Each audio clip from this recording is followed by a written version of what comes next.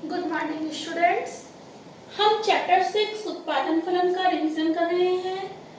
हमने last lesson में हमने पढ़ा था पैमाने के प्रतिफल का नियम। इससे पहले हमने पढ़ा था कि समय के आधार पर उत्पादन फलन दो प्रकार का होता है, अल्पकालीन उत्पादन फलन और दीर्घकालीन उत्पादन फलन।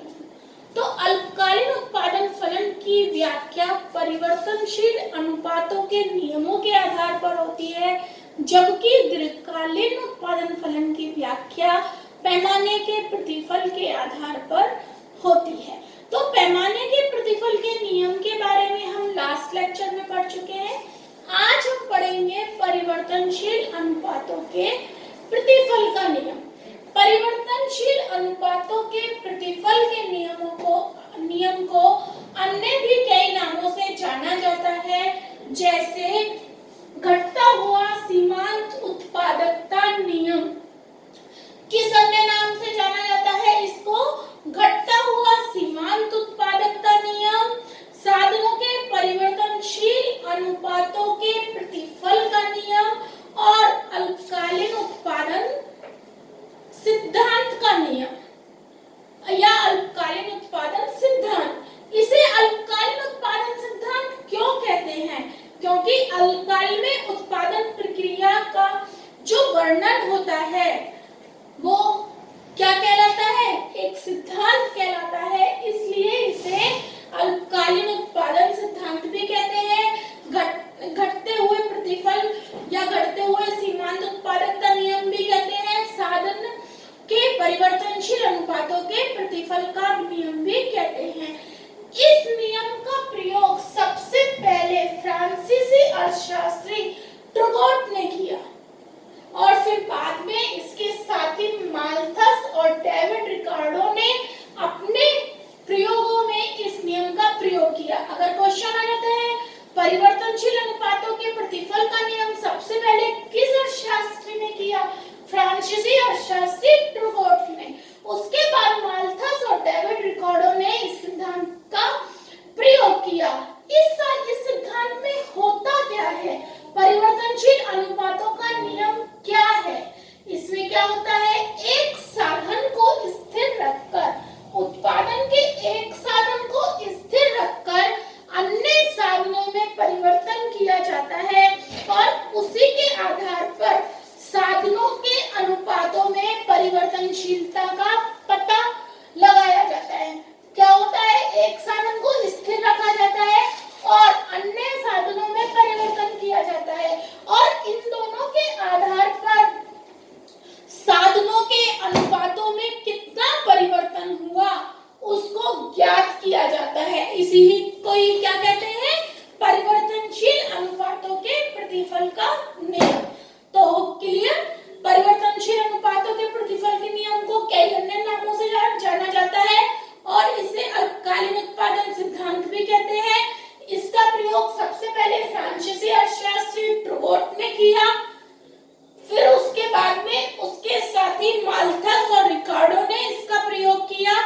इसमें क्या होता है? एक साधन को स्थिर रखा जाता है और अन्य साधनों में परिवर्तन किया जाता है। सॉरी। उसी के बेस पर साधनों में कितना परिवर्तन हुआ उनका अनुपात निकाला जाता है, जिसे ही हम क्या कहते हैं? परिवर्तनशील अनुपातों के प्रतिफल का नियम। नेक्स्ट इंपॉर्टेंट आता है परिव्यय खर्चे का प्रतिफल। खर्चे का प्रतिफल किसे कहते हैं? वे खर्चे जो उत्पादनों के साधनों में उनके खर्चों के समान अथवा अलग-अलग अनुपात में प्रतिशत में परिवर्तन करते हैं। वे खर्चे जो उत्पादन के साधनों में अलग-अलग प्रतिशत अनुपातों में परिवर्तन करते हैं उन्हें हम क्या कहते हैं? खर्चे का प्रतिफल। नेक्स्ट क्वेश्चन आ जाता है हमारे पैमाने के प्रतिफल और खर्चे के प्रतिफल में क्या अंतर है? Very important question. तो पैमाने के प्रतिफल में क्या होता है? जो साधन संयोजक अनुपात होता है वो पहले की तरह क्या रहता है? स्थिर रहता है। पैमाने के प्रतिफल में क्या होता है? साधन संयोजक अनुपात स्थिर रहता है। जो हम साधनों का प्रयोग करते हैं उनका जो अनुपात होता है वो स्थिर रहता है, जबकि पैमाने के प्रतिफल की कंडीशन में यह परिवर्तनशील रहता है। ठीक है, इसके बाद हमारा टॉपिक है उत्पादन फलन के प्रकार। उत्पादन फलन जो होता है वो आर्थिक समस्याओं के विश्लेषण में बहुत सहायता प्रदान करता है। तो उसी के आधार पर विभिन्न अर्थशास्त्रियों ने इसके बहुत सारे प्रकार बताए हैं। हमने यहाँ पर 6 प्रकारों के बारे में पढ़ा। रेखीय समरूप उत्पादन फलन, कॉक डगलस का उत्पादन फलन, आधा प्रदा का उत्पादन फलन, प्रक्रिया विश्लेषण उत्पादन फलन, स्थिर प्रतिस्थापन की लोच और परिवर्तनशील प्रतिस्थापन की लोच का उत्पादन फलन। लेकिन इन 6 उत्पादन फलन के प्रकारों में से सबसे ज्यादा इंपॉर्टेंट है कॉक डगलस का उत्पादन फलन। इसमें से एक क्वेश्चन आ जाता है कि कॉक डगलस के उत्पादन फलन की समीकरण को बताइए, या कॉक डगलस का उत्पादन फलन कॉक डगलस का ही मतलब इसकी फुल फॉर्म बताइए। तो जो ये कॉक डगलस का उत्पादन फलन है, इसका प्रतिपादन प्रोफेसर C.W. कॉक और प्रोफेसर P.H. डगलस दोनों ने मिलकर किया।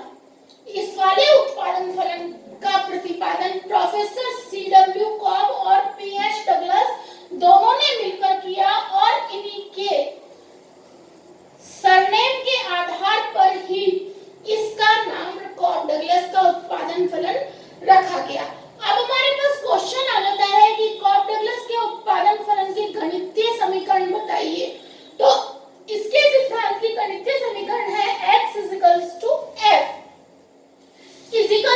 ABC। जो उत्पादन के साधन है उसको हमने पढ़ा LKN, लेकिन कॉक डगलस ने इनको अल्फाबेट्स दिए ABC। A का मतलब श्रम, B का मतलब पूंजी, C का मतलब भूमि आदि। तो यहाँ पर X क्या है? वस्तु की उत्पादन मात्रा,